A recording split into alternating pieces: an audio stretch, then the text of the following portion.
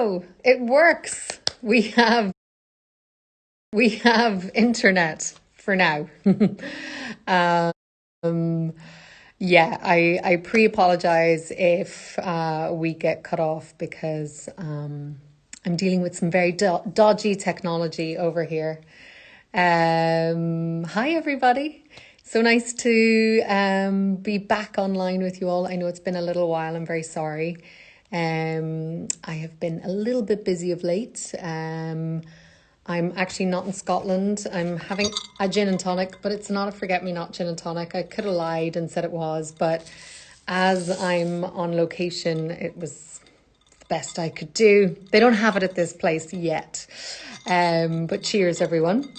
And it's very noisy. And of course, we are here to talk about the Ministry of Utmost Happiness by the wonderful Arundhati Roy. And I didn't quite think it was going to be this intense. And I had read her other book, which is now The God of Small Things. I was like, The God of Other Things? I know that's not right. But I read it so many years ago, and I remember just being so in love with it. But you know, you sort of forget what the plot is. And I just remember being so lost in the world of India and this family. And I was like, oh, this will be a little bit of a breather, because I know we've had quite a lot of heavy books of late. And it wasn't. So I apologize for that. But I did end up loving this book. I think it was definitely tough to get into. And I think also because I've been quite busy, I sort of in the beginning, I was like picking it up and putting it down, picking it up and putting it down over other things. And it was so dense with so much information. And the characters, there was so many of them that I think it did take a little while for me to sort of settle into the rhythm or settle into the stories. And I loved the story of Anjum, and I wanted to know more about her inner world. And I was so kind of, my head was turning every second just with all these other characters. But then, you know, when I was thinking about it, I was like, well, this is actually, I think this is a ploy, and it's a very wisely crafted one to sort of give you that feeling of that chaotic, manic sense of those like inner Delhi neighborhoods, and of the lack of what we would know as our own personal space and all of those things. And I think that in that way, once you sort of allow that rhythm or whatever to kind of settle within you, then I was able to get into it. And then I fell in love with so many of the characters, but also it's an angry novel, I think, and there's a lot of pain in its pages, and I didn't want to do that to us again, because God knows there's enough of that in the world at the moment. So, but I guess it's inescapable, especially, everywhere. I think it's like everywhere you look right now, it feels like that. So I have to admit, there was times when I was like a little just drawn, with everything going on in the world. And then, and I will admit to my ignorance about any details, I suppose, of the Kashmir issue, or the Kashmir civil war.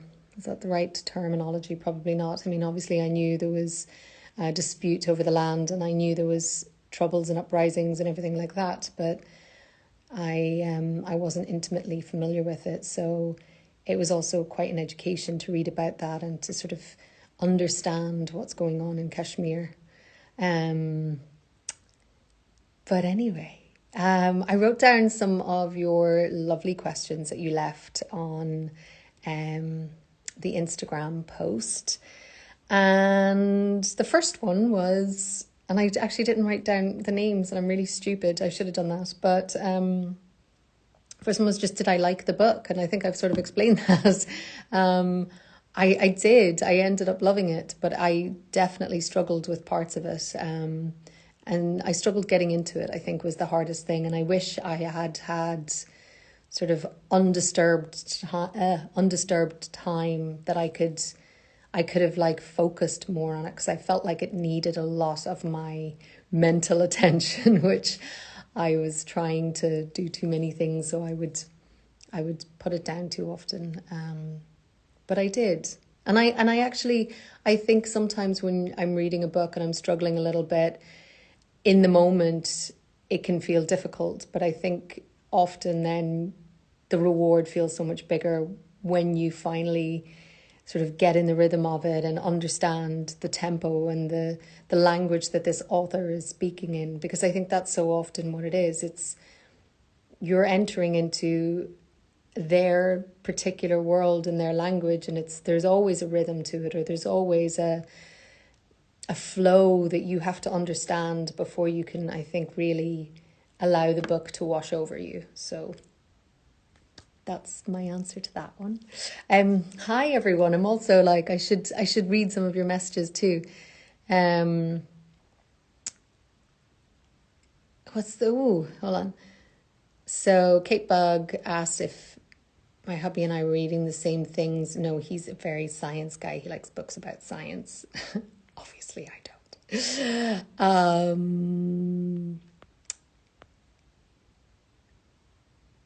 Oh, no, I'm not going to let anyone to the live video. Hi, though. I think it would just get too complicated. So Jessica DeSena, that is actually, I have one of your other questions, so hi, your name has come up twice. But I'm going to read out one of your other questions later. SJ Gutierrez 58, Gutierrez.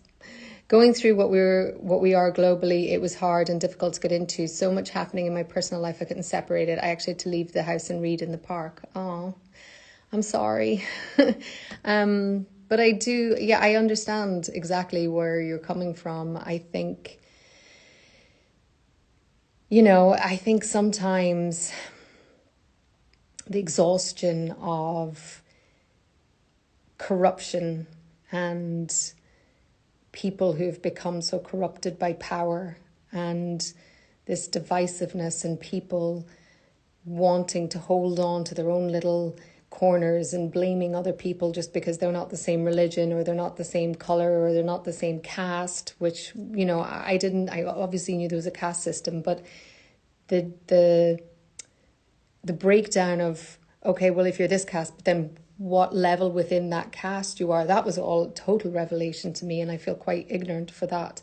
But all of that, I think it sometimes it can be so overwhelming, this negativity and this, I don't know, the corruption of the world at the moment, and that's why I think, there was so much hope towards the end, and there was so much healing in many ways that, I felt absolved that I hadn't absolutely brought us all down a complete river of despair. But yeah, it was definitely, going out to the park to read is a good idea. Being surrounded by nature is a great idea. Is Eddie with me? Eddie is not with me. I'm working, so Eddie needs quite a lot of care and attention these days, so she needs to get meds 3 times a day and all that kind of stuff. So while I'm on set, I can't be doing that, and she can't be left in a hotel room unless it's for a day or two. But so no, and I'm missing her. Okay, so let's go to the second question. Was my favorite character? I think either Anjum I loved for her flamboyance and the complications of her, beliefs, and like how she transforms herself, and this desire to be a mother and all of that. But I wanted to know more about Anjum. I think that's also where I sort of struggled in the beginning, is because I felt like I wasn't getting, I'm an actress, so of course I am a glutton for, people's innermost thoughts and how they feel about things. But I think she was almost unreachable, and I wanted more insight into her sort of internal world, which I felt that I got with Tilo. and I'm probably mispronouncing that, but I'm going to go with Tilo.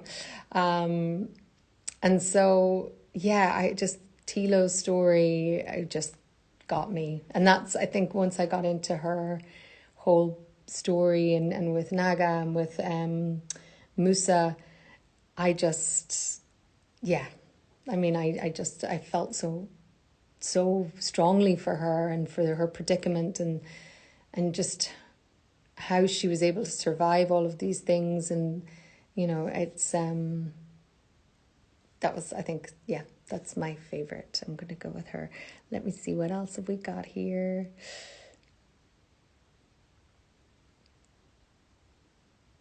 The cloud busting, did I imagine you said your only location? I don't know what that means. Kate Closet, are you missing the Outlander crew? Very much so. But I talk to them, or we keep on our little messages, so they're always close at hand. Hello from Argentina, hola.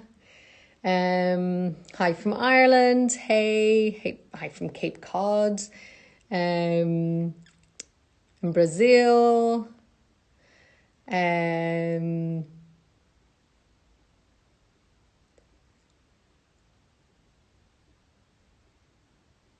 Did I ever feel the Irish conflict as a child? That's from Jane Hinrichsen.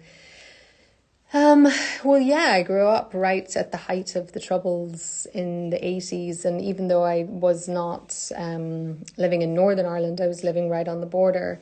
So in many ways, I was not, my life wasn't impacted day to day like somebody who would have been living in Belfast or Derry or any other place in Northern Ireland. But the whole conflict of Northern Ireland changed the trajectory of my family. My dad was a police officer and was stationed to the border when I was a baby.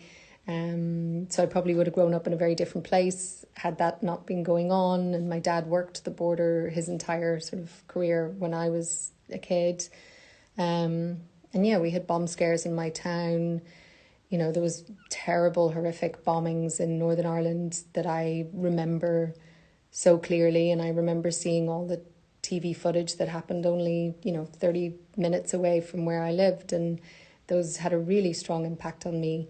In particular, the Enniskillen bombing, which happened when I was about 8 or 9. And I remember that just so clearly. And I think, anyone who grows up in close proximity to conflict, of course it affects you.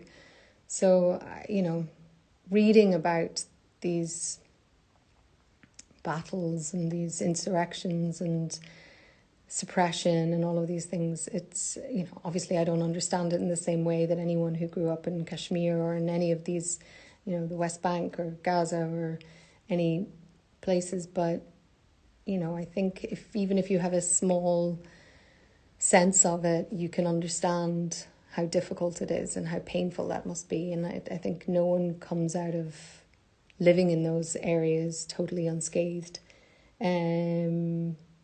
Okay, so the next question was, have I ever been to India and did I know much about the history of Kashmir? I have been to India. I almost went to India twice. When I was supposed to go to India when I was 20, but I forgot to get the visa, so I ended up spending longer in Nepal, which was amazing. But I was in India, oh my gosh, probably about 14 years ago, maybe. And I was in Goa and where else was I? Hampi. I was there on a job, so I didn't get to travel around as much as I would like. And it's always been a dream of mine to go and travel lots in India because I have such a fascination with that country and with their culture. And, I think I had to check myself when I was reading this book because I definitely think, it's very easy to romanticize a culture or romanticize or exoticize. I don't know if that's a word, but look at a place from afar and sort of pick the bits that you want to, take on, and the idea of like, oh, it's, all of the amazing gods they have, and the yoga and the food and everything. And it's I think in some ways that's a very reductive way to absorb a culture or to look at a culture. And I had to really kind of chastise myself for not reading more, not learning more about many aspects of Indian culture. Like I remember when I went there being so shocked. We stayed in Goa, which is obviously an ex-Portuguese colony. So it's very Christian in Goa, but we travelled by car actually towards Hampi, and we stopped off in a couple of what in Indian terms were tiny cities, but they were huge. And they were predominantly Muslim, and I was so shocked at that, 16 years ago, because I didn't even realise that the Muslim religion was so prevalent in so many parts of India. And it's I don't know, it's such a lesson in, we have to really examine a country, or just educate ourselves better, or educate myself better. That's basically it. But I really want to go back, and I think there's so many beautiful things about India, and one day I will. So someone asked, do I try to pronounce the names or speak the different languages while I'm reading? Yes, I do, but I always butcher them. And I think that's also part of the reason. I think at a certain point I had to say, okay, stop pausing for that, because I would get like stuck trying to like pronounce the poetry passages, which was completely pointless and irrelevant. And all it did was sort of stop my train of thought.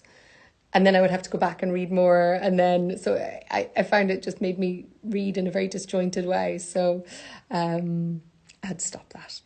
And so another, what have I learned from the book? I mean, that's a really good question. I've learned that I need to learn more. No, but I think there's something beautiful about this idea of finding your family and finding your happiness in whatever form they come. And that, this idea of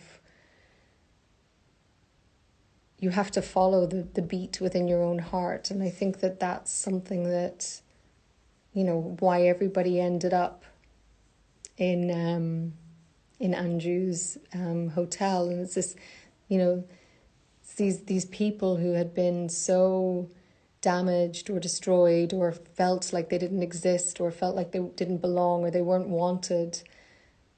And that you will always be able to find your own tribe. And I think that that's such an important thing. And that's why friendships are so important. I think that's one of the things. I mean, there's probably lots more, and I probably should have thought about this answer more.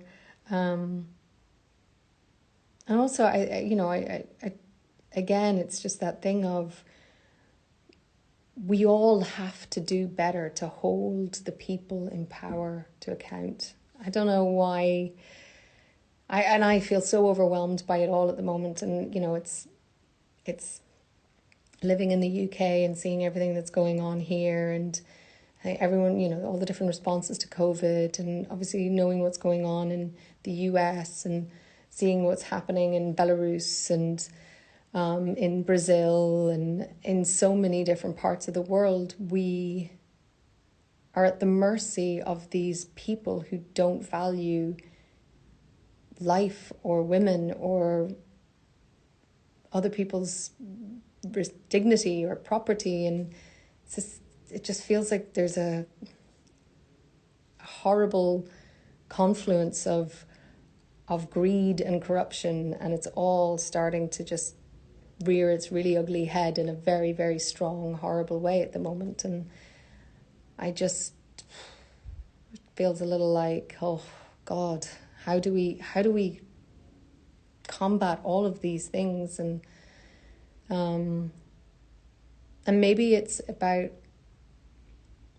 obviously it's about in our own lives and in our own little worlds and in our own little ministries, making sure that we, I don't know, live in positive and life-affirming ways, and hopefully those ripple out. But also I think it has to be somewhat bigger than that. And I don't know. I'm rambling. I'm totally rambling. It's late here, so that's my excuse. What else? Okay, so someone asked, obviously we'll talk about the things that we loved, but what were some of the things I didn't like? I think it was sometimes, I wished she had stayed with the characters and their story, and sometimes she would go on these tangents of explaining stuff that I didn't know that they actually added to what the story was, or I didn't know what I was getting out of it necessarily. Like I think of some of the, is it the letters? I was like, what's in this letter? What's so important that I need to know in this letter? Or even some of the transcriptions from Tilo's mom, and I thought there was going to be some of them that were going to be like really revelatory, and we would learn something from them. But quite often I just was like, well, it's not really adding to this. So did there need to be so many? Or if there were some, maybe some of it would be some information, and I think, it was a frustration because I just wanted to know more, I suppose. Okay, so what else? What touched me the most about the book? I mean, the suffering, I think. The suffering of so many people in so many various different ways. And then the struggle of those people to just live a better life. From Saddam Hussein, which I think is genius that he chose that name, but it's from the most painful place. And I think that's also is just the resilience of human beings. That most awful, horrible thing can happen to people, but they will get up the next day and they will carry on and they will try to form some semblance of a life. I mean, if you think of, Anjum she literally went to a graveyard to die. And, I loved that line she had where it was, they're like, you only can be in here when you're dead. And she was like, but I'm dying. And this idea that she went there to give up, or she went there with no hope. And yet, by the very fact of her just getting up every day, living every day, this world and this family grew up around her. And I thought that was just so beautiful. And it was transformative for her and for everyone else that she then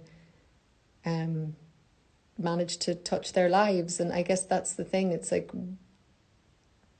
one happy life will have a ripple effect. So I think that was the thing that was most touching to me. And I've kind of answered this one, but do I feel this relates to what's going on in the world? Well, I've kind of explained that. I'm not going to go down that dark hole again. I'll try and keep it light. But yeah, I do. I think, the absurdity of war and violence and cruelty. I don't know if absurdity is the right word, because it's obviously such a painful and terrible thing that affects people. But we have to find a better way of dealing with each other and resolving conflict. And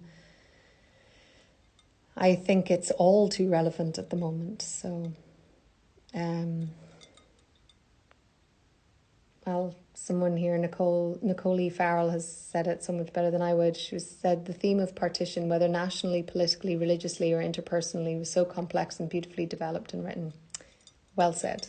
I wish I'd said it as eloquently as that. let's go back to you guys for a little bit.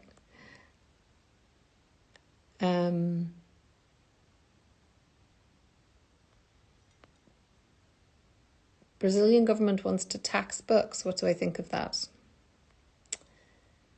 I think that is ridiculous because books...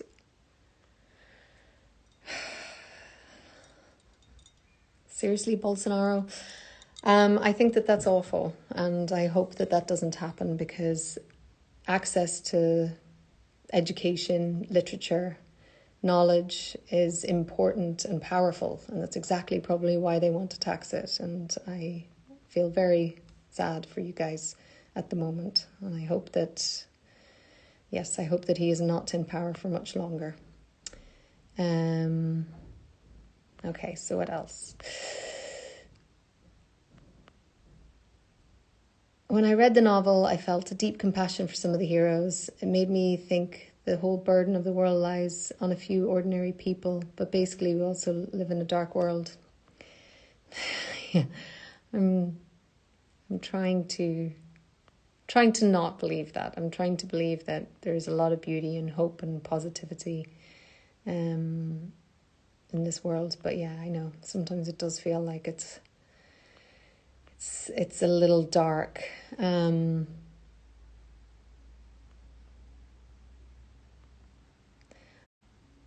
Rick Rosal, don't come here if you're going to put down stupid things and shitty things on my feed. I'm not here for it. Thank you. I had to stop reading several times to research the scenario and about the author herself to start understanding what she was criticising, and it was the best thing I did. Agreed.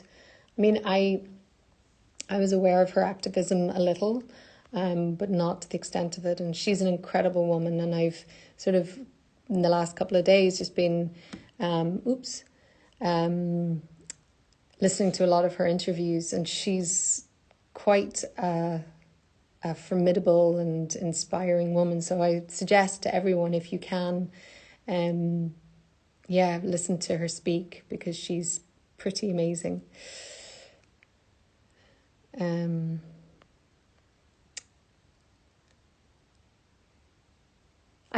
Somebody's like, didn't you almost go back, but you had your Outlander audition? This is very true.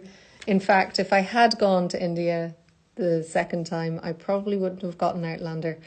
So everything happens for a reason. The trick to the names is to go from the last syllable and work yourself backwards.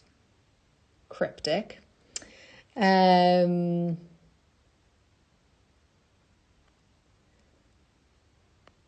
Okay, let's see what else.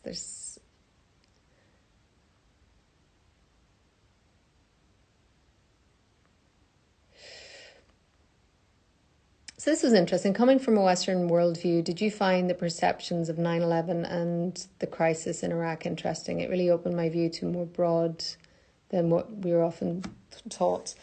Well, yeah, I think it is really, and this is why I'm trying to read as many books from around the world and share as many books with everyone from around the world, because I do think that we need to look at the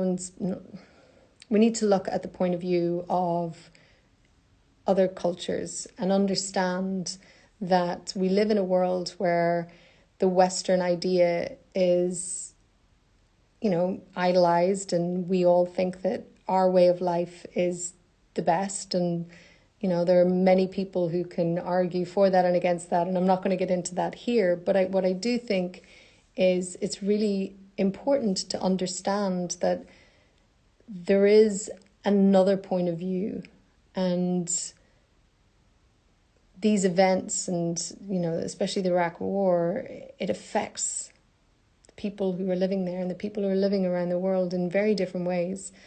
And I think it's important that we all kind of get outside of our own bubble and get outside of our own point of view and our own worldview, I think especially, and understand things from another perspective. And we don't always have to agree, and we don't have to change how we live our lives, but I think it's important that you have some sort of understanding and some sort of empathy. So I'll probably get a lot of flack for saying things like that, but I think it's important. Did you feel like watching Tilo care for her sick mother gave us a more intimate look into what kind of person Tilo became because of their turbulent relationship? Yeah, I found that really fascinating, actually, and I wanted to know more. And imagine being disowned, but yet reclaimed by your mother in the same breath. How that must feel, that you're not worthy of your love, but yet you are. It's, the complexity of that I thought was just fascinating and completely understandable, that she would reject her mother to a certain extent, but then need to go back. And, at the end of the day, I'm sure that your mother is still always your mother, and no matter what kind of fraught relationship you have, there's a need to, I'm sure, understand or get closer to her. And I think that's also what was so frustrating when I was reading the transcriptions, that it was such a beautiful idea as well, that she figured out the one thing that would calm her mother, and that's only something that familial connection would be able to do. But then when there was almost nothing from it, I guess my frustration was probably, a flicker compared to Tilo's frustration. And it was, I thought it was really powerful and a really beautiful sort of device that Arundhati used. Okay, so this was Jessica Desana. I liked this question a lot. I thought it was very good. So I wrote down your name, that's why.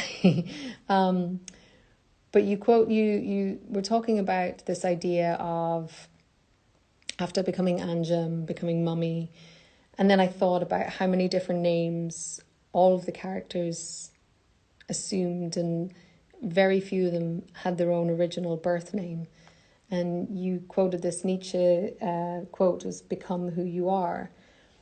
And I thought it was really fascinating, that idea of, you're born into this world and you're given something from your parents, or you're given this name, or you're given a title, but that's not sort of the story. The story is what you become yourself and what you create. And I thought that was something that was really beautiful, that theme of all of these characters becoming themselves, and the self that they felt, not the self that they were told they should be.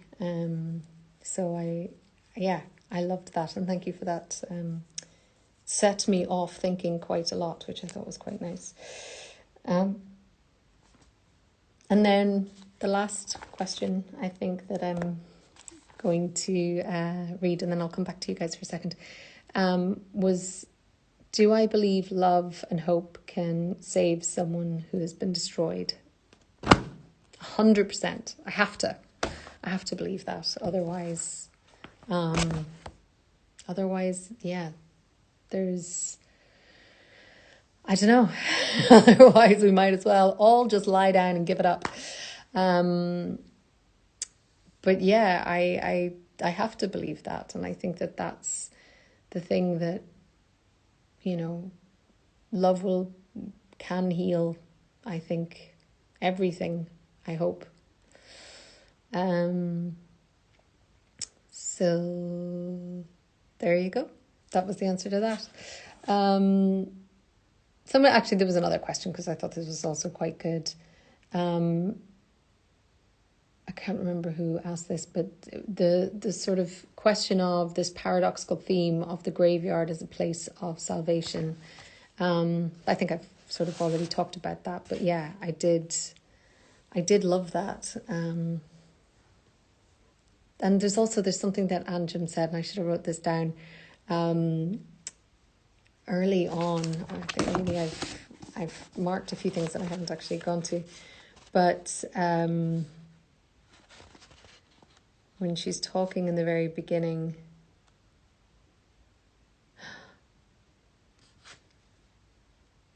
nah, I don't think I marked it, and I'm not going to bore you all with me trying to look for it.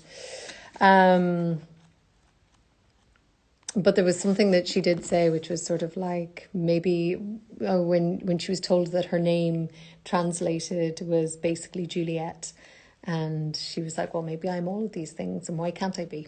And that's kind of, a good lesson to take with us. It's like we don't have to be defined by these sort of very narrow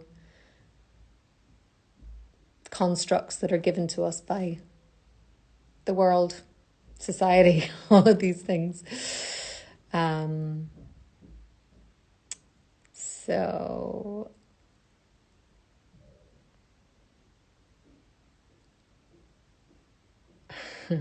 trying to... Am I in London? No, I'm not in London, but I am in England.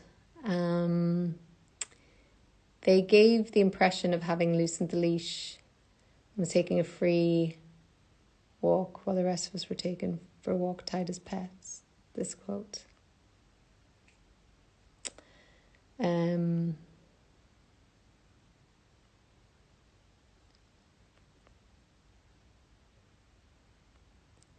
Sorry, I'm trying to read these. Sorry, this is terribly, terribly dull for you all as you watch me try to read.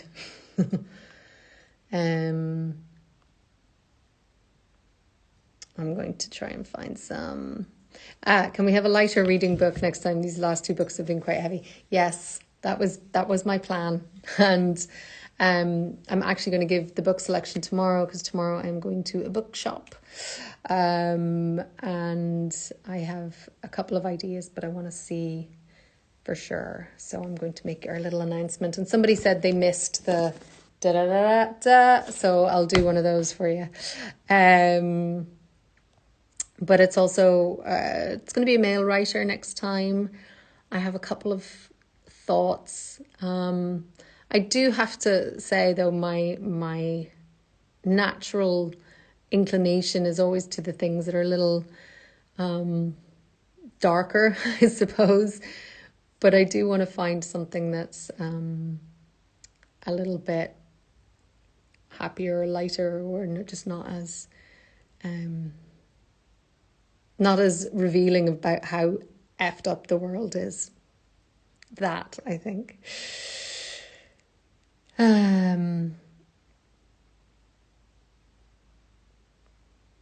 I always believe that all things we watch, read, affect us in a good way or bad, but they affect. Well, I agree. I hope. I hope that's the way. That's the whole point, right? We read to expand our minds and knowledge and all those things. All right, I'm going to do 2 more questions, and then I think I'm going to go, because it's late tonight and I have a lot of work to do. How long in advance do I choose my next reading, and do you have a list? I do have a list, but I also tend to... I like to just wander in bookshops and be sort of surprised and like drawn to different books. And, I think also, I think because everyone is from so many different countries in the world, it's also about trying to find books that are translated into many languages. And I've got but there also seems to be lots of female writers bringing out great stuff at the moment, which I thought was absolutely amazing. I was doing a big search for different books, and it was like female writer, and I was like, yeah, this is kind of cool. So, but we have to go with a bloke next time.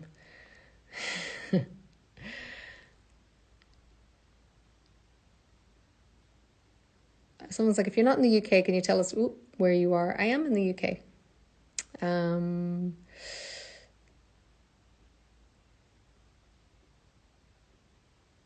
How far would I go for love? To the ends of the earth. I'm trying to... I don't know how... Why do I think that I'm drawn to some of the darkness? I feel similarly as it brings reality to my worldview. Well, I think as a Celt, As an Irish person, I think we have a natural propensity for just darker side of things. I don't know. I like to get into the nitty gritty of human nature, and I like to understand the darker sides of ourselves. I think it's important, that I think this idea, and it's such a prevalent thing at the moment, where people, if they don't like something they're hearing, or if they don't like something about people or about the world, they just want to shut it down. And I can be guilty of that too.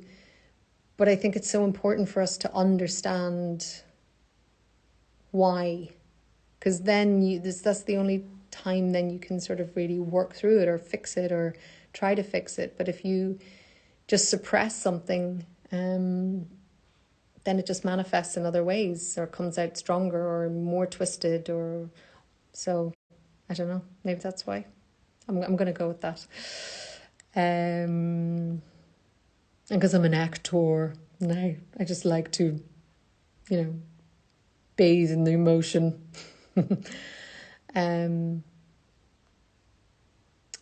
All the light we cannot see, Anthony Doerr. Actually, I think that's on a list I have. That's a good reminder.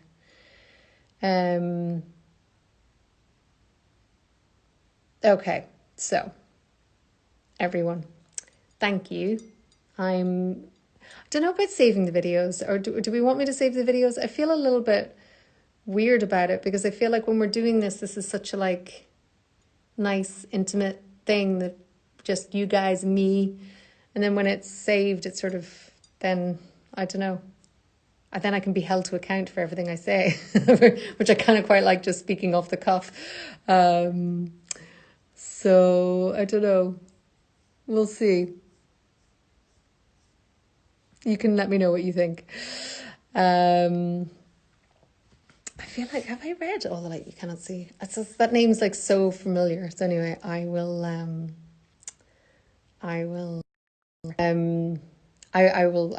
think about it. Okay. Thank you so much, everybody. Have a wonderful, wonderful weekend. Thanks for joining. Cheers. And and let's talk sooner this time. I won't drag it out as long, and I will post the book tomorrow, and I can't wait. All right, thank you. Boop.